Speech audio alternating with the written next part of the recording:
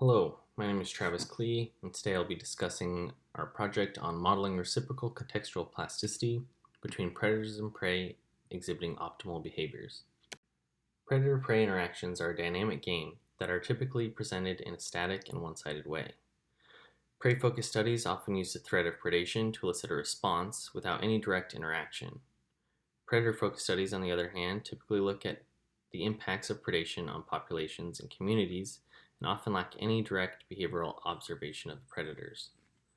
Current dynamic optimization models typically focus on the optimal decisions made to maximize lifetime fitness or success in a breeding season, but models focusing on fine-scale behaviors that occur throughout a single day are lacking.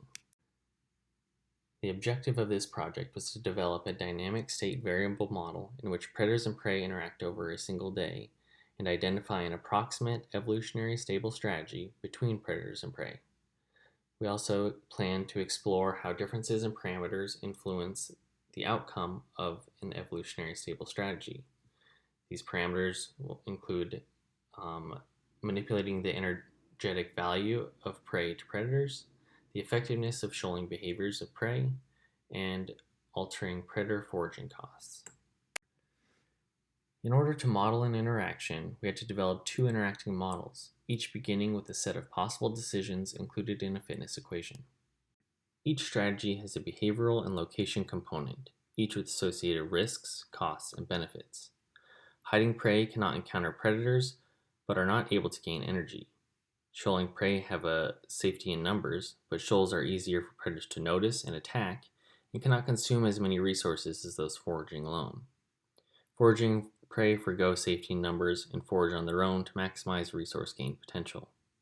In the bottom of the water column, prey have access to hiding spots where they are safe from predation and have access to a moderate amount of resources, but also have a moderate chance of encountering predators with the lowest escape probability due to the movement being impeded by the substrate. The middle of the water column has the lowest resource availability, but predator encounter rates are low and escape probabilities are high.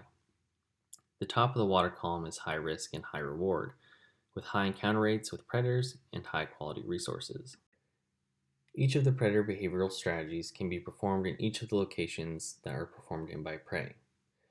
The extent of the costs and benefits of each of these behaviors is dependent on the behavioral decisions made by prey. The behaviors that predators can perform are actively foraging, with the cost of moving, but with the benefit of being able to search for prey, or sitting and waiting, which they cannot search for prey, but at the same time there is no foraging cost, or they can opt out of foraging where there is no foraging gain or cost. The next step of the model is to calculate the optimal behaviors predator and prey should perform. For the prey model, VXT is the calculated fitness for each behavioral strategy, each having the probability of encountering a predator. There's a probability of attack and a probability of escape. If the predator does attack, no energy is gained, but there is an added cost of escape and vigilance if the prey is not captured. If the predator does not attack, energy is gained if foraging or shoaling, but there is an added cost of vigilance depending on the behavior. If the predator is not encountered, there is no vigilance cost, and the energy gained is limited to decision. FXLT is the expected future fitness given the new energy gained from X from location L during time T.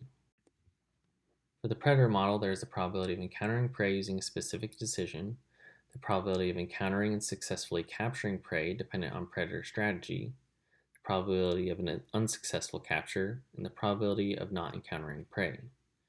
The predator model assumes that foraging predators will attack prey if they are encountered. After maximizing all possible decisions to determine the optimal behaviors, we can move forward with simulating the populations. To simulate these interactions, we use 200 prey and 25 predators over a 14-hour day with 5-minute increments, amounting to a total of 168 time steps. We iterated these simulations over 50 times or until an evolutionary stable strategy had occurred. The model assumes that the initial energy levels are distributed uniformly and that individuals will behave optimally. Now that we have simulated the population, we can see how this affects the predator distribution and how each of the models interact with each other. These are the optimized behaviors that predators and prey should use over a given time, given their specific energy state. Interestingly, prey show stable behaviors over time, and at the end of time, prey with lower energy levels increase activity in order to maintain energy when not active overnight. Predators, on the other hand, display a cyclical pattern of behavior at low energy levels, where the optimal foraging behavior alternates between sitting and waiting and active foraging, with decreased activity later in the day. Here are the simulated populations of prey and predators that are playing out the strategy shown in the previous slide. In the prey population, you can see that at any given time, a significant proportion of the population are either shoaling in the middle or hiding at the bottom. There are the occasional few that forage at the top, but because there are so few, they do not draw the attention of the predators away from that middle section. The predator population spends the majority of its time in the middle. Hiding prey are not susceptible to predation, so predators must forage where there is accessible prey. The majority of the predator's time spent is not foraging due to the ease of maintaining higher energy levels from the amount of energy gained by consuming prey. We plan to make 3 primary manipulations to this model. The first being prey value. By manipulating prey value, we can see how predator foraging activity varies with the size of prey. Larger prey provide more energy, but are also less abundant. To find these larger prey items, more energy may have to be spent searching for them, but at the same time, after consuming the larger prey, predators may be able to wait longer between foraging bouts. With smaller or less energy-rich prey, predators may have to continually forage in order to maintain energy.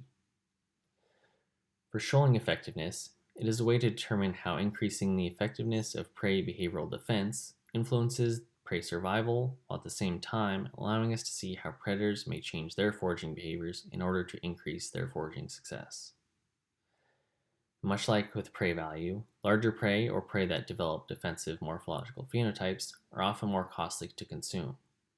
In the case of defensive prey, the energy gained may stay the same between prey phenotypes, which would allow us to look at how predators respond to increased costs of foraging and how that impacts prey behavior.